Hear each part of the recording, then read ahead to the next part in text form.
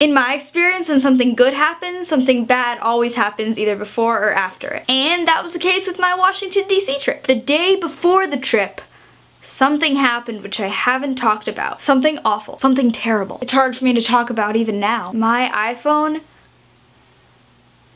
died. Thinking about it just makes me want to cry. I get very connected to my electronic devices. And I also consider myself someone who takes pretty good care of them. But even though I try so hard to keep my electronics safe, my iPhone still died. Here's what happened. It was a Tuesday evening and I was walking into the bathroom to wash my hands before dinner. And I'd previously been on my phone checking Twitter. And so I decided to just bring my phone into the bathroom so I could continue checking Twitter while washing my hands. Not smart, I know. And so then I put my phone on the side of the sink so I could turn on the faucet and start actually washing my hands. But then, as I was reaching for the soap, I accidentally nudged the phone with my arm and it fell into the sink. And now I feel like this wouldn't have been as big of an issue if it hadn't been for two things. One, I'd already been washing my hands for a while and so the sink was kind of full. And two, I didn't realize that my phone was in the sink for a couple seconds. And before we show this segment of the reenactment, I would just like to say no phones were actually harmed in the making of this video.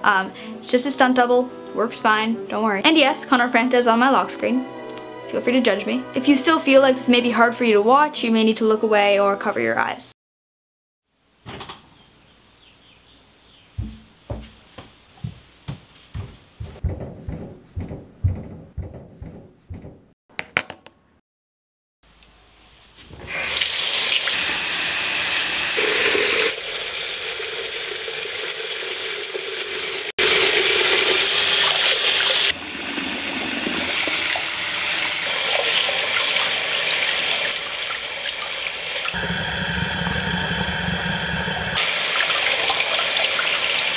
And of course, once I saw my phone was in the water, I immediately took it out and rushed it to the nearest bowl of rice. Because apparently that's what you're supposed to do when your phone gets wet.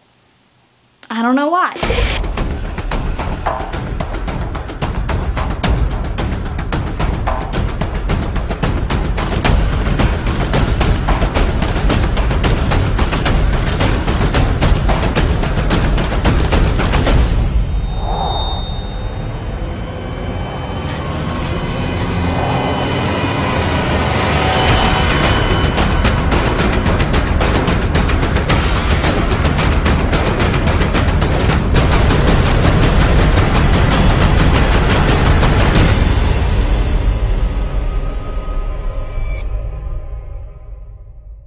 Because it was the night before DC, my mom and I both agreed that I did need a phone for DC so I could call my parents and I could take pictures and do stuff like that. And so my mom said that if it didn't turn on, we could go to Verizon and get a new phone. I would have to pay her back though. 3 hours later, I took it out of the rice and tried to turn it on and it still didn't work. So me and my mom went to the Verizon store and got a new phone. And the guy who gave it to us looked exactly like Channing Tatum. It was pretty nice. Unfortunately, I hadn't backed up my phone and so I lost all my data and I had to basically start fresh and ask for people's numbers and stuff, but I am, of course, still thankful that I got a working phone. I do now owe my parents quite a lot of money though. But yes, that's a story of how my iPhone died and how I got a new one, and I hope that you enjoyed watching this video and I will see you next time.